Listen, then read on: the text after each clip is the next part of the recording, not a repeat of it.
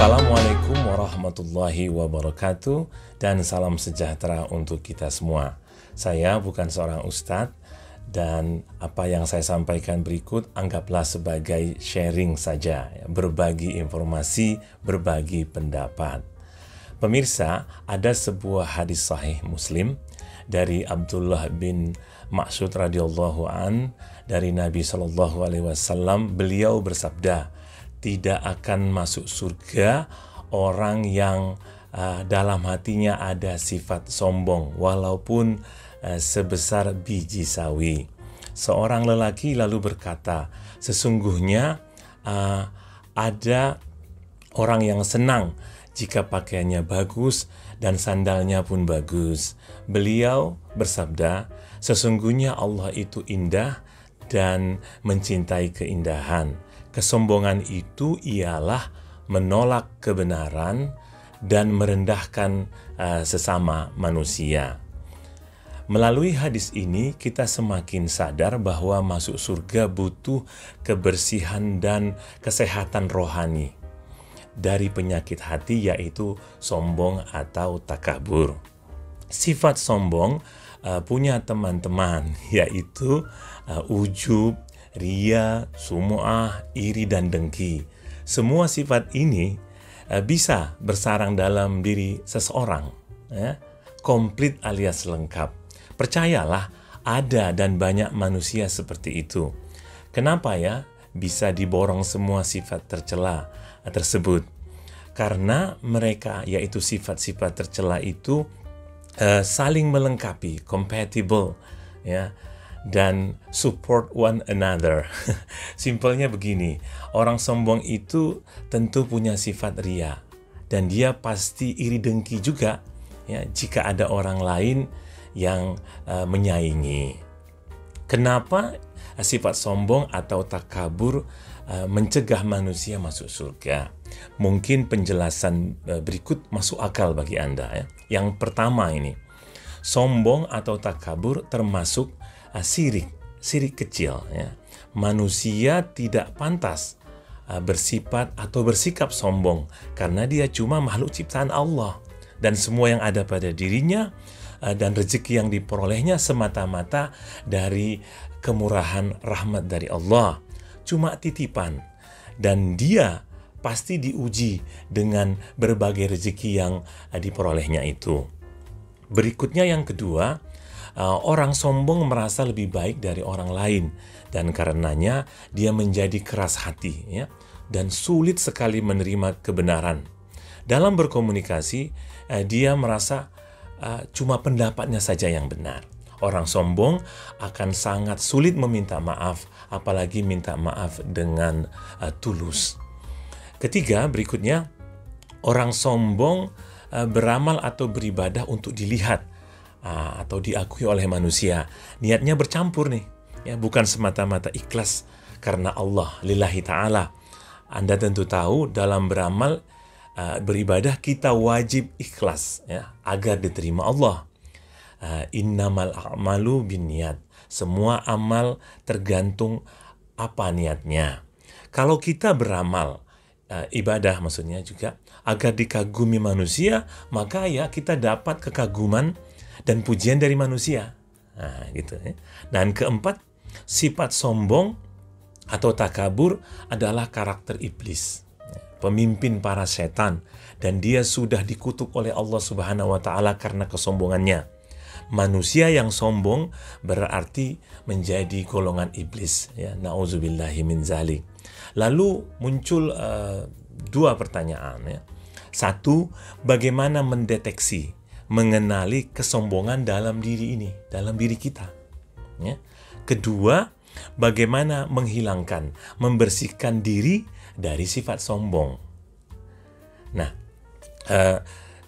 sebelum kita ke ciri-cirinya, lawan kata dari sombong atau takabur adalah tawadu, ya. Tawadu artinya rendah hati. Oke, berikut ciri orang sombong atau takabur. Satu, merasa dirinya berada di atas orang lain pada sifat-sifat kesempurnaan, ya. Mungkin rasnya, warna kulitnya, ya, hartanya, jabatan, pangkatnya, macam-macam lah ya. 2, menganggap dirinya besar dan hebat. 3, merasa dirinya paling tahu segalanya dan menganggap orang lain bodoh. Ya. 4, kerap menghina orang lain. Ya. Menghina itu bisa dengan verbal, kata-kata, bisa juga dengan langsung perbuatan. Ya. Ya. Dan 5, merasa bangga secara berlebihan kalau dia mencapai suatu tujuan, ya. Euforia. Nah, pemirsa, urusan merasa dirinya lebih tinggi dan menganggap dirinya paling tahu atau paling bisa tentu sulit dideteksi karena urusan hati, dan Allah lah yang maha ya tahu apa isi hati seseorang, ya. Wallahu ya'lamu ma tusirru wa ma tu'linun. Mungkin ya poin keempat tadi, yaitu kerap menghina orang lain, lebih layak kita bahas. Karena menghina ini baik verbal maupun sikap mudah ditandai, mudah diketahui oleh orang. Menurut saya, contoh nyata sikap sombong adalah merasa diri lebih NKRI, lebih bineka, lebih toleran ya, dari orang lain atau kelompok lain. Benar-benar klaim sepihak saja, ya. Nah, dirinya lah yang paling, ya. Ini mudah ditemukan di medsos, ya, media sosial. Mereka hakikatnya adalah maling teriak maling. Pak Anies Baswedan adalah sosok yang paling banyak dan rutin dihina oleh kelompok paling toleran itu, ya, katanya paling toleran. Saya sering menemukan berbagai channel yang isinya merendahkan beliau, ya, sebagai keturunan Arab, dan bahkan menyuruh-nyuruh beliau kembali ke Yaman. Ya, menyuruh-nyuruh di sini maksudnya adalah mengusir sebenarnya. Ya. Pak Anies juga disebut kadrun, yang maksudnya adalah mengejek dan menghina. Nah, itu, ya. Nah, mereka inilah, dan kita tentu tidak tahu identitas mereka yang sebenarnya, ya. Ya, yang termasuk orang-orang sombong, dan mereka tidak akan masuk surganya Allah Subhanahu wa Ta'ala. Ya. Berikutnya, bagaimana membersihkan diri dari sifat, ucapan, dan perbuatan sombong. Nah, ini berat nih. Menurut saya, tidak ada caranya. Tidak ada caranya. Karena orang-orang sombong atau takabur merasa alasan mereka merendahkan atau menghina orang lain adalah sudah benar dan pantas. Disinilah, yaitu dalam beralasan atau dalam berhujah atau dalam berdalil, tipuan hawa nafsu dan tipuan setan bekerja, dan itu permanen, ya, gak ada obatnya. Belum pernah ada orang sombong bertaubat karena letak penyakitnya sudah masuk ke tulang sumsum, ya, ke dalam darah, ya, dan sudah terinstall dalam DNA. Kalau pemabuk, pemakai narkoba, penjudi, pencuri, koruptor, dan penzina, sudah banyak yang taubat nasuha. Ya. Orang takabur atau sombong ya memang beda, gitu. Anda mungkin pernah mendengar, ya, gurauan tentang iblis yang ternyata ya, pingin mohon ampun kepada Allah Subhanahu wa Ta'ala karena dulu menolak perintah Allah untuk sujud kepada Adam. Allah Maha Pengampun dan akan mengampuni iblis dengan satu syarat, yaitu memberi iblis kesempatan kedua untuk bersujud kepada Adam. Iblis ternyata menolak, ya, syarat itu. Dalam hati iblis, ya, dalam hatinya dia berkata, dulu saat Adam masih hidup saja saya ora sudi sujud, ya. Apalagi sekarang sudah mati. Begitu pemirsa.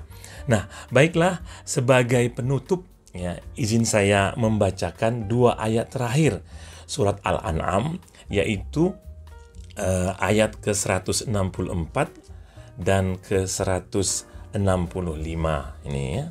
Oke, sebentar. A'udzubillahi minasyaitonirrajim. Kul aghairallahi abghi rabban wa huwa rabbu kulli syai' wa la taksibu kullu nafsin illa 'alaiha wa la taziru waziratu wizra ukhra. summa ila rabbikum marji'ukum fayunabbi'ukum bima kuntum fihi takhtalifun. Wa huwa alladhi ja'alakum khala'ifal ardi wa rafa'a ba'dakum fawqa ba'din darajatin liyabluwakum fi ma atakum. Inna rabbaka sari'ul iqabi wa innahu laghafurur rahim. Ya. Yang artinya, katakanlah wahai Muhammad, apakah patut aku mencari Tuhan selain Allah? Ya, padahal Dialah Tuhan bagi segala sesuatu. Setiap perbuatan dosa seseorang, dirinya sendiri yang bertanggung jawab, dan seseorang tidak akan memikul beban dosa orang lain. Kemudian kepada Tuhanmulah kamu kembali, dan akan diberitahukannya kepadamu apa yang dulu kamu perselisihkan. Dan Dialah yang menjadikan kamu sebagai khalifah-khalifah di bumi, dan Dia mengangkat derajat sebagian kamu di atas yang lain, untuk mengujimu atas karunia yang diberikannya kepadamu. Sesungguhnya Tuhanmu sangat cepat memberi hukuman, dan sungguh Dia Maha Pengampun, Maha Penyayang. Shadaqallahul Azim. Baik, demikian pemirsa. Semoga bermanfaat. Mohon maaf tentunya atas kata yang salah. Sampai jumpa lagi. Wassalamualaikum warahmatullahi wabarakatuh.